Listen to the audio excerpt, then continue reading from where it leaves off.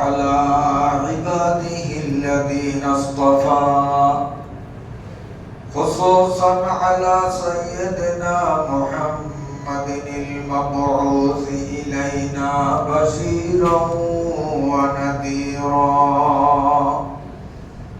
صلى الله تعالى عليه وعلى آله وصحبه وسلم تسليما كثيرا اللهم صل على سيدنا ونبينا وشفينا وحبيبنا ومولانا محمد وآله وأصحابه وبارك وسلم اللهم صل على سيدنا ونبينا وشفينا وحبيبنا ومولانا محمد وآله وأصحابه وبارك وسلم اللهم صل على سيدنا ونبينا وشفينا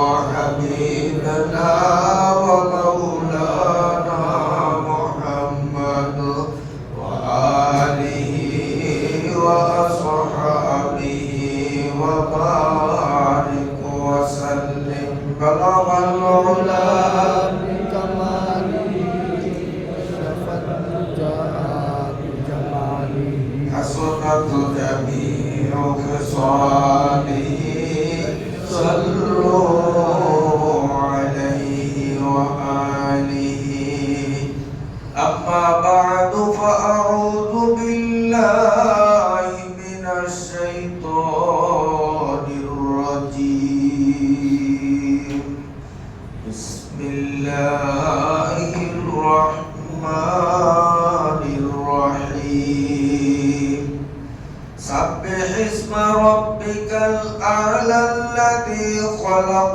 فسوى والذي قدر فهدى والذي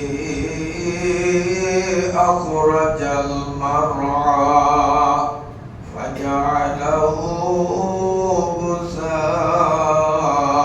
غثاء أحوى صدق الله مولانا العظيم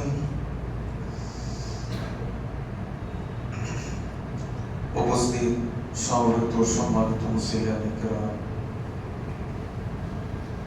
সর্বাগ্রে আমরা মহান আল্লাহ রাব্বুল আলামিনের পাক দরবারে শুকরিয়া নিবেদন করছি যার অতীব মেহেরবানির ফলশ্রুতিতে আমরা সুস্থ বদনে আল্লাহ পাকের মহান হুকুম সালাতুল জুমা সমাপনের উদ্দেশ্যে আল্লাহর ঘরে আসার সুবর্ণ সুযোগ পেলাম।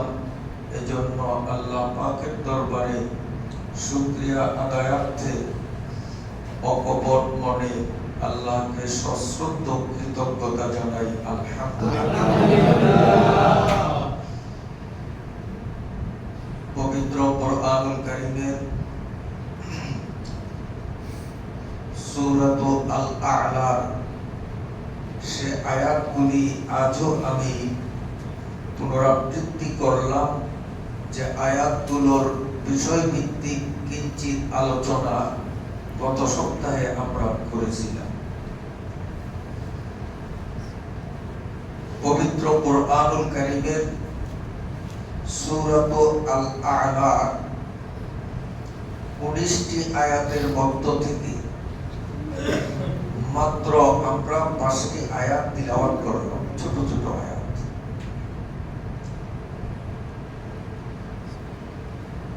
এই আয়াতগুলোতে আল্লাহ রাব্বুল আলামিনের বিশেষ 6টি গুণের আলোচনা করেছেন। এই বিশেষ 6টি গুণের তাৎপর্য আমিও আপনি যদি মনে প্রাণে হৃদয়ঙ্গম করতে পারি, তাহলে স্রষ্টার অস্তিত্ব, একত্ব এগুলো আমাদের সামনে একেবারে সহজভাবে প্রস্ফুটিত হয়ে উঠবে। ফলে আল্লাহ পাকের বিধান মানা আমাদের জন্য একেবারেই সহজ হয়ে যাবে। তিলাওয়াতকৃত আয়াতগুলোর প্রথমে শাব্দিক অর্থ। সাব্বিহিসমা রাব্বিকাল আ'লা, পবিত্রতা বর্ণনা করুন আপনার মহান প্রভুর নামে। আল্লাযী খালাকা ফাসাওয়া, যিনি সৃষ্টি করেছেন এবং সামঞ্জস্যপূর্ণ করেছেন। ওয়াল্লাযী কদ্দারা ফাহাদা, আর যিনি নির্ধারিত করেছেন অতঃপর পথ প্রদর্শন করেছেন। ওয়াল্লাযী আখরাজাল মারআ, এবং যিনি তৃণাদি উৎপন্ন করেছেন। ফাজআলাহু গুযাআন আহওয়া, অতঃপর তিনি তাকে করেন কালো শুষ্ক আবর্জনা। প্রথম আয়াতে আল্লাহ বলেন সাব্বি, আপনি পবিত্রতা বর্ণনা করুন, দোষ মুক্তির ঘোষণা করুন। ইসমা রাব্বিকাল আ'লা, আপনার মহান প্রভুর। যেহেতু আপনার প্রভু তিনি হলেন আল আ'লা, সর্বমহান, তার চেয়ে বড় আর কেউ নেই। তিনি কত বড় এটা বোঝাবার জন্যে প্রতিনিয়ত দৈনিক 5 বেলা প্রতিটি মসজিদের মুয়াজ্জিনের কণ্ঠে আমাদেরকে ইঙ্গিত করা হয় আল্লাহু আকবার, আল্লাহ বিরাট বড়। আযানে যতগুলো শব্দ মুয়াজ্জিনের কণ্ঠে আমাদের কানে প্রতিধ্বনিত হয়, এই বাক্যগুলোর মধ্যে আল্লাহু আকবার প্রথম বলেন 4 বার, আযানের শেষ পর্বে আবারও 2 বার, মোট 6 বার। অন্যান্য বাক্যগুলো কোনটা 1 বার আর কোনটা মাত্র 2 বার, কিন্তু আল্লাহু আকবার প্রথমে 4 বার, শেষ পর্যায়ে আবার 2 বার, মোট 6 বার। কেন এই বাক্যটি 6 বার মুয়াজ্জিন কেন বলেন? তিনি প্রথমবারে 4 বার আল্লাহু আকবার বলে আমাদের কর্ণকুহরে এই দাওয়াত পৌঁছে দেওয়ার চেষ্টা করেন। মৌলিকভাবে দিক হলো 4টি, পূর্ব, পশ্চিম, উত্তর, দক্ষিণ। মৌলিকভাবে প্রথম 4 বারে আল্লাহু আকবার বলে মুয়াজ্জিন এই কথারই ইঙ্গিত করেন যে পূর্বে, পশ্চিমে, উত্তরে, দক্ষিণে এই 4 দিকে যত বড় আছে, যত বড় দেখি, যত বড় কল্পনা করি, সকল বড়র উপরে বড় তিনি হলেন আল্লাহ। সাব্বিহিসমা রাব্বিকাল আ'লা, তিনি 4 দিকে সকল বড়র বড়, ওনার থেকে বড় আর কেউ নেই। মুয়াজ্জিন আযান থেকে বিদায় গ্রহণের পূর্ব মুহূর্তে আবার 2 বার আমাদেরকে স্মরণ করিয়ে দেন আল্লাহু আকবার, আল্লাহু আকবার 2 বার। তিনি তখন ইঙ্গিত করেন ওই মৌলিক 4 দিক, পূর্ব, পশ্চিম, উত্তর, দক্ষিণ, 4 দিকের সকল বড়র চেয়ে বড় যে আল্লাহ, উপরের দিক এবং নিচের দিক এই 2 দিকেও যত বড় আছে, সেই বড়র থেকেও বড় যিনি, তিনি হলেন আল্লাহ। আল্লাহ কেন বড়? আল্লাযী খলাক। কেননা এই বিশ্বলোকে যা কিছু রয়েছে সব কিছু তারই সৃষ্ট। তিনি হলেন স্রষ্টা, তিনি হলেন শেষ। বস্তুবাদে এবং নাস্তিক্য মতবাদে বিশ্বাসী যারা, তারা আল্লাহর অস্তিত্বকে অস্বীকার করে। তারা বলে এই জগতে যা কিছু ঘটছে সব প্রাকৃতিক নিয়মে আপনা আপনিতে সংগঠিত হচ্ছে, এর পেছনে আল্লাহ বলতে কোনো সত্তার অস্তিত্ব নেই। নাউযুবিল্লাহ। এটা হলো নাস্তিকদের কথা। সবকিছু আপনা আপনিতেই হয়েছে। কিন্তু বিজ্ঞানীরা দীর্ঘকাল যাবত প্রাণপণ গবেষণা অব্যাহত রেখে আজ তারা ঐক্যমতে উপনীত হলেন যে এই বিশ্বলোকে যা কিছু সংঘটিত হয় তার পিছনে একটা কারণ আছে। কারণ ছাড়া কোনো কিছুর অস্তিত্ব হয় না। সব কিছুর পিছনেই একটা কারণ আছে। কাজী এই বিশ্বলোকে যা কিছু সংঘটিত হয় এর পিছনেও একটা মহা কারণ, মহাশক্তি রয়েছে। তাদের ভাষায় হলো মহাশক্তি, আর ইসলামের পরিভাষায় সেই শক্তিটার নাম হলো আল্লাহ। যদিও অনেক নাস্তিক্য মতবাদে বিশ্বাসী বিজ্ঞানীরা আল্লাহ ডাইরেক্ট আল্লাহর অস্তিত্বকে স্বীকার না করলেও অন্তত এক ধাপ তারা এগিয়েছে। তারা বলে যে এক মহাশক্তি পিছনে রয়েছে, কিন্তু তারপরে তারা আল্লাহর অস্তিত্বকে স্বীকার করছে না। আল্লাহ নামে একজন আছেন স্বীকার করেন না। কেননা তারা খোঁড়া যুক্তি দাঁড় করে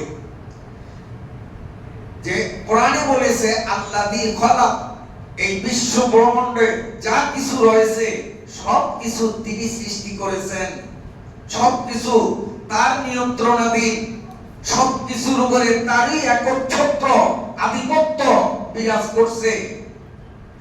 সব তিনি বানাইলেন, তো তাকে কে বানাইলো? তাদের প্রশ্ন।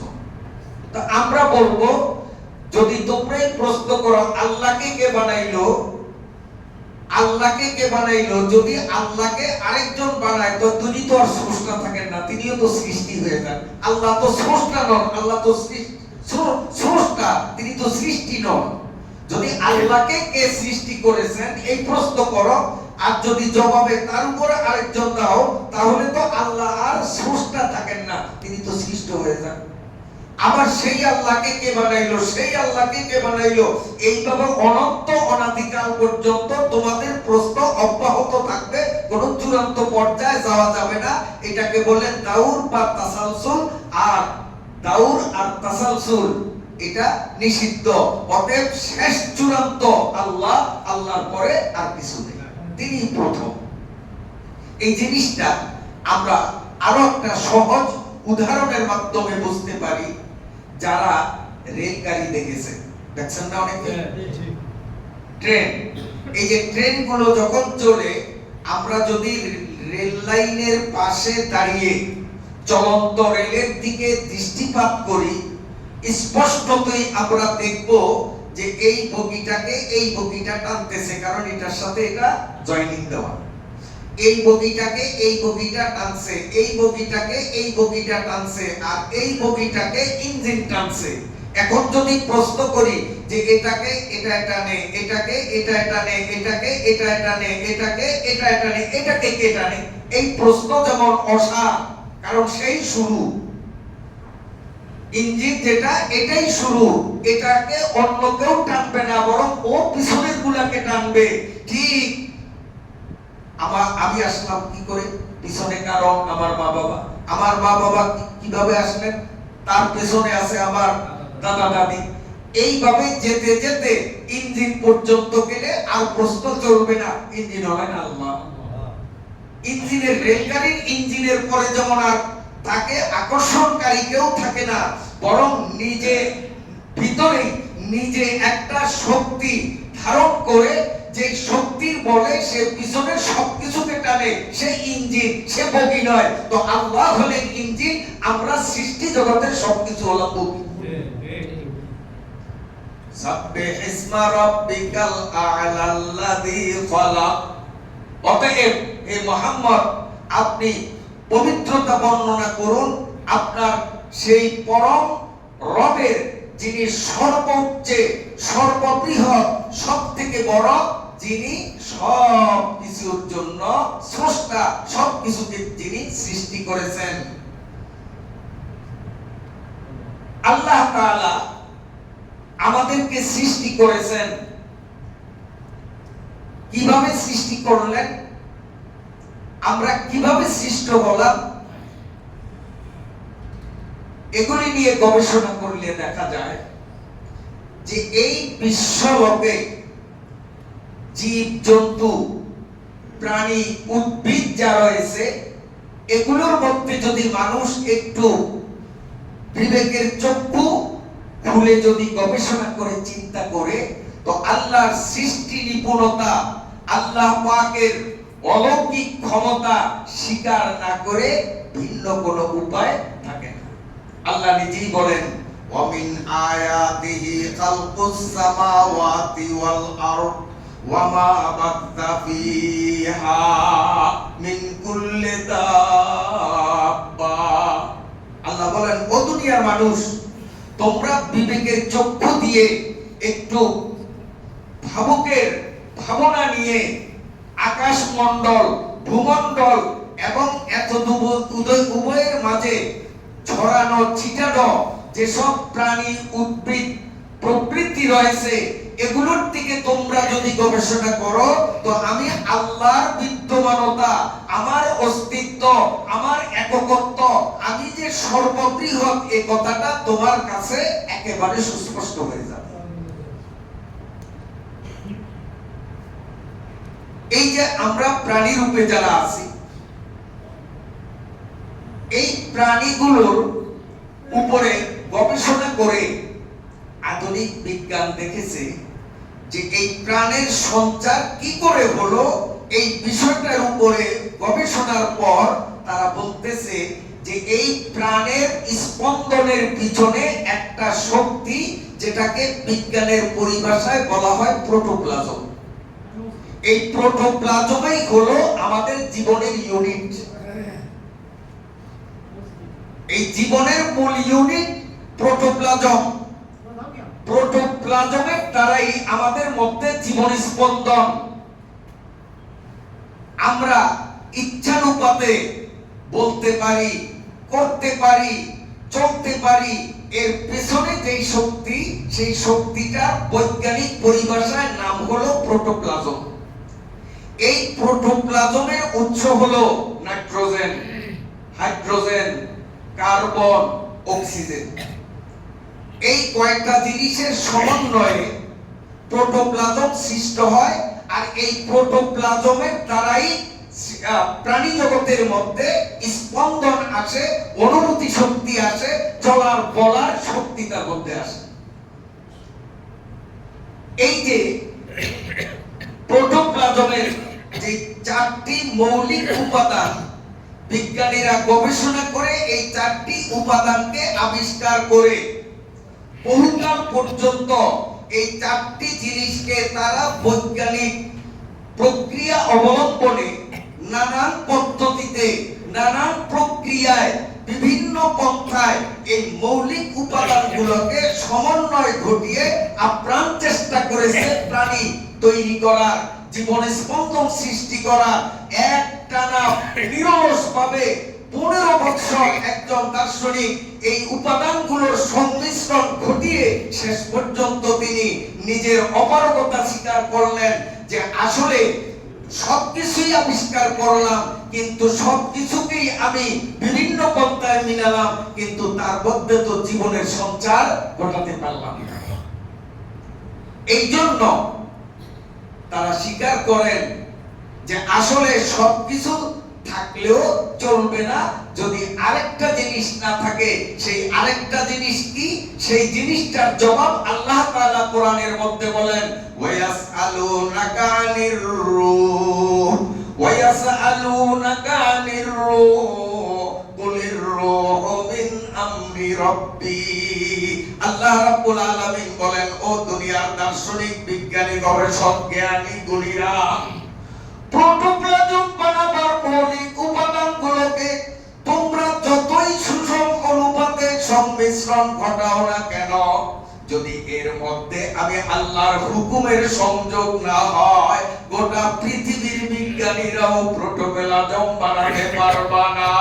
ইয়াসালুনাকা আনির রূহ কুলির রূহু মিন আমরি রাব্বি সাব্বিহ ইসমা রাব্বিকাল আ'লাল্লাযী খালাক। সৃষ্টি যদি সৃষ্টি না করেন, প্রোটোপ্লাজম যদি তিনি না বানান, তাতে যদি প্রাণের ফুৎকার যদি তিনি না দেন, তো মৌলিক উপাদানগুলোকে মিশ্রিত করতে পারবো বটে, কিন্তু তাতে প্রাণের সঞ্চার ঘটাতে পারবো না। আল্লাহ বলেন, আমি এইভাবে আমার সব সৃষ্টি জগৎকে আমি সৃষ্টি করলাম। ফাসাওয়া, শুধু সৃষ্টি করে আমার সৃষ্টিকে আমি বিপদে ফেলিনি। ফাসাওয়া, আমি সুষম অনুপাতে গড়ে তুললাম। সাপ, তার বডিটাকে এমন ভাবে আমি সামঞ্জস্যপূর্ণ করে তুললাম যাতে সে তার ইচ্ছা মতো চলাফেরা করতে পারে। একটা বিড়াল তৈরি করতে গিয়ে বিড়ালের দেহ, বিড়ালের অবয়বগুলো, শরীরের অঙ্গ প্রত্যঙ্গগুলোকে এমন ভাবেই করেছি সেও তার ইচ্ছা মতো চলতে, আহার করতে তার যেন কষ্ট না হয়। মানুষকেও ঠিক এইভাবে, গরুকে যেদিকে আমরা তাকাই না কেন, আল্লাহ বলেন ফাসাওয়া, আমি শুধু সৃষ্টি করে আমার সৃষ্টকে বিপদে ফেলিনি, বরং সে যেহেতু তার ইচ্ছা মতো চলাফেরা করতে পারে, তার আহারে বিহারে চলনে কোনো সমস্যাগ্রস্ত না হতে হয়, এজন্য ফাসাওয়া, আমি আল্লাহ তার দেহ নির্মাণে যথাযথ সামঞ্জস্যতাকে গুরুত্ব দিয়েছি। আমি তৈরি করেছি।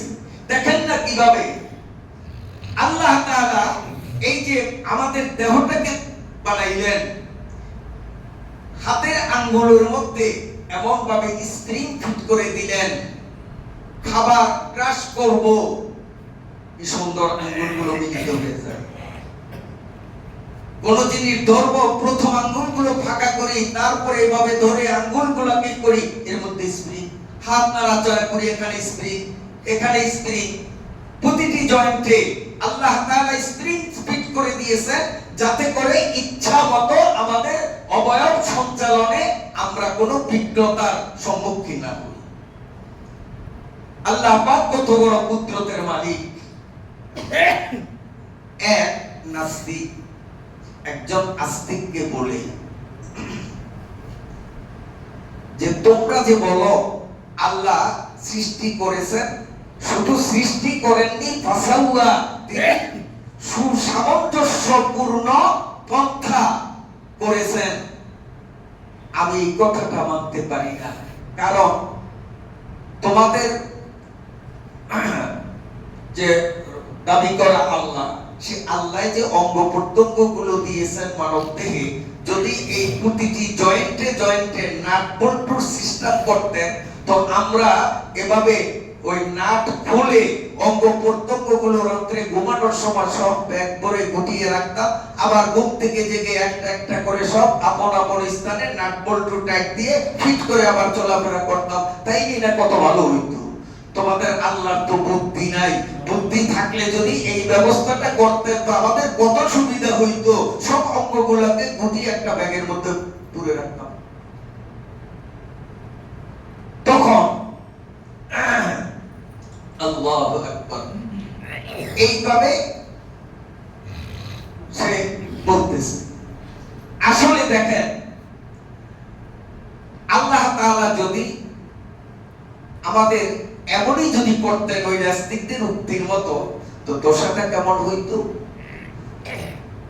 ওই আল্লাহওয়ালা ব্যক্তি নাস্তিককে বললেন, ভাইজান তোমার প্রশ্নটা খুব কঠিন, আল্লাহর উপরে নির্বুদ্ধিতার যে একটা প্রশ্ন তুমি ছুড়ে দিলে, এটির জবাব দিতে হলে, যুক্তিযুক্ত জবাব দিতে হলে আমাকে অন্তত একটা দিন সময় দিতে হবে, আমি একটু চিন্তা ভাবনা করতে হবে। বিজ্ঞজনদের সাথে আমি আলাপ আলোচনা করতে হবে। ঠিক আছে, একদিন না 10 দিন পরে দিলেও হবে, তো জবাব চাই। সময় নেওয়া হলো। পরদিন ওই নাস্তিক ওই আল্লাহওয়ালার কাছে গেছে। আল্লাহওয়ালার কাছে তখনও এর উত্তর জোগাড় হয়নি। তিনি তো বিষণ্ণ হয়ে গেলেন, এখন তো আমি ঠকে যাব, পরাভূত হব, হার মানতে হবে নাস্তিকের কাছে। তিনি একবারে ভীত হয়ে কাঁদতেছেন। নাস্তিক এসেই বলেন, আমাকে কলেমা পড়া। হঠাৎ এমন পরিবর্তন, আমার জবাব হয়ে গেছে। কি জবাব? গেল রাত্রে আমার বাড়িতে চোর আসছে, আমার ব্রিফকেস, আমার সুটকেস, আমার বাক্স যা আছে সব চোরাই নিয়ে গেছে। ঘুম থেকে উঠে দেখি নাই। আসলে যদি আল্লাহ ওই সিস্টেম করতেন, নাট বল্টু খুলে যদি অঙ্গ প্রত্যঙ্গ গুলো বাক্সা ভরে রেখে ঘুমাতাম, তো এখন তো আমি পায়ে হেঁটে আপনার বাড়িতে আসতে পারতাম না। আল্লাহ যা করেন ভালোই করেন।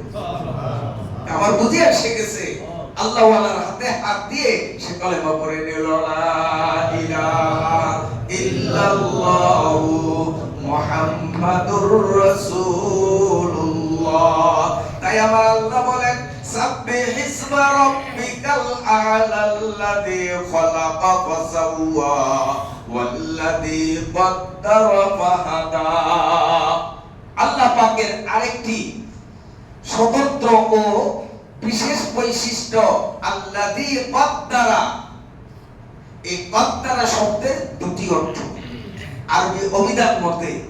এর প্রথম অর্থ হলো আল্লাযী কদ্দারা, যিনি প্রত্যেক সৃষ্টির জন্য তার অস্তিত্বে আসার বহুকাল আগে তার ভাগ্য লিপি নির্ধারণ করেছেন।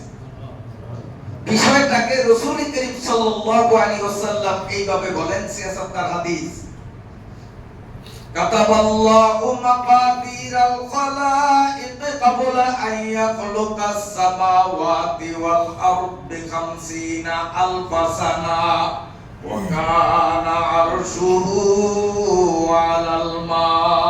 নবী আলাইহিস সালাম বলেন, আসমান জমিন সৃষ্টির 50,000 বছর পূর্বে আল্লাহ তাআলা তার সকল সৃষ্টির ভাগ্য নির্ধারণ করেছেন। তখন আসমান জমিন তৈরি হয় নাই, আমি আপনি তো বহু পরে কবি আসলাম আমরা। আল্লাহ যখন জমিন বানাইলেন, বানাবার পর এই জমিনের বয়স যখন 45,56,66,223 বছর, এই পৃথিবীর বয়স 45,56,66,223 বছর যেদিন পৃথিবীর বয়স, সেই দিন হযরতে আদম আলাইহিস সালাম আমাদের আদি পিতা দুনিয়াতে আগমন করেন। আর আল্লাহ তাআলা এই আদম সৃষ্টির আগে আসমান জমিন সৃষ্টিরও 50,000 বছর আগে আমার আপনার ভাগ্য নির্ধারণ করেছে। আল্লাযী কদ্দারা, এই কদ্দারা দ্বিতীয় অর্থ হলো আল্লাহ তাআলা তার সকল সৃষ্টিকে সৃষ্টি করার পরে প্রতিটি সৃষ্টির জন্য নির্ধারিত বিধান চাপিয়ে দিয়েছেন। তুমি এটা করো, তুমি এটা করো, তুমি এটা করো। যেমন সূর্যকে আল্লাহ সৃষ্টি করে তাকে হুকুম চাপিয়ে দিয়েছেন যে তুমি প্রখর তীব্র আলো পৃথিবীর দিকে ছাড়ো। চন্দ্রকে সৃষ্টি করে আল্লাহ তাকে হুকুম করেছেন তুমি স্নিগ্ধ হালকা নরম আলো পৃথিবীর দিকে ছাড়ো। সূর্যের কড়া প্রখর রৌদ্রে ফল পাকবে, আর এই ফল খেয়ে যে আমরা ভিটামিন শরীরে ঢুকাই, এই ভিটামিন সৃষ্টি হয় চন্দ্রের আলোতে। সূর্যের আলোতে ফল পরিপক্ক হয়, আর এই ফলের মধ্যে ভিটামিনের সঞ্চার হয় চন্দ্রের আলোতে। আল্লাহ সূর্যকে তৈরি করে তাকে একটা ডিউটি দিয়েছেন, আল্লাহ চন্দ্রকে তৈরি করে তাকে একটা ডিউটি দিয়েছেন, আল্লাহ আম গাছ তৈরি করে তাকেও ডিউটি দিয়েছেন যে তুমি তাল দিও না, তুমি আলোই দিতে হবে। কাঁঠাল গাছকে তৈরি করে বলেছেন তোমাকে কাঁঠালেই দিতে হবে, তুমি কিন্তু আলু দিবা না। কি বলেন? কাঁঠাল গাছে আলু ধরে তো? আল্লাযী কদ্দারা, আল্লাহ হলেন এমন সত্তা যিনি তার সৃষ্টির প্রতিটি জগৎকে ভিন্ন ভিন্ন দায়িত্বভার চাপিয়ে দিয়েছেন। সমস্ত সৃষ্টি জগৎ আল্লাহর দেয়া বিধান পালনে সব সময় তারা তৎপর থাকে। সমস্যা শুধু একটা সৃষ্টি জগতে, সেটি হলো মানুষ। ওই মানুষ আল্লাহর হুকুম মানতে রাজি না। এই জন্য কবির ভাষায় বলবো, রবি ও শশী নিবেদিত প্রাণ হুকুমে তার। রবি ও শশী নিবেদিত প্রাণ হুকুমে তার। তুমি কি ঘুমে অচেতন রবে, কদম বাড়াও প্রভু পাবার। প্রেম যদি নাই আসে ভঙ্গিমাতে প্রেমিকে সাজো, বিশ্ব প্রভুর মহান দয়ায় নিরাশ তুমি কেনে আছো। আল্লাযী কদ্দারা, তিনি সকল সৃষ্টির জন্য ভিন্ন ভিন্ন দায়িত্ব দিয়েছেন। সূর্যকে যেভাবে তার গতিপথ অতিক্রম করার আল্লাহ বিধান চাপিয়ে দিয়েছেন, সূর্য সেই প্রাপ্ত দায়িত্ব তার বার্ষিক গতি আহ্নিক গতিতে 1 সেকেন্ডের কোটি ভাগের 1 ভাগ তারতম্য কখনো করেনি, করবেও না। চন্দ্রকেও প্রতিনিয়ত এভাবে যেই কক্ষপথ অতিক্রম করার নির্দেশ আল্লাহ দিয়েছেন, চন্দ্র ঠিক তার সেই আল্লাহর বিধান অনুপাতে নির্ধারিত কক্ষপথে চলে বলেই সময় মতো অমাবস্যা, সময় মতো পূর্ণিমা, এইভাবে সব কিছু ঠিক রয়েছে। কারণ আল্লাহ পাকের দেয়া এই হুকুমগুলো পালনে যদি তারা গাফলতি করত, তাহলে পৃথিবীর সকল নিজাম সবকিছু বিনষ্ট হয়ে যেত।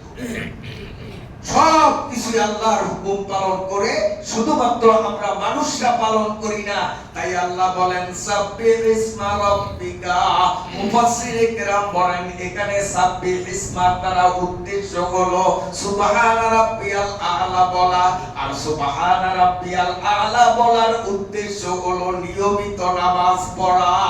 অতএব সাব্বিহ ইসমা রাব্বিকাল আ'লা আল্লাযী খালাকা ফাসাওয়া ওয়াল্লাযী কদ্দারা ফাহাদার।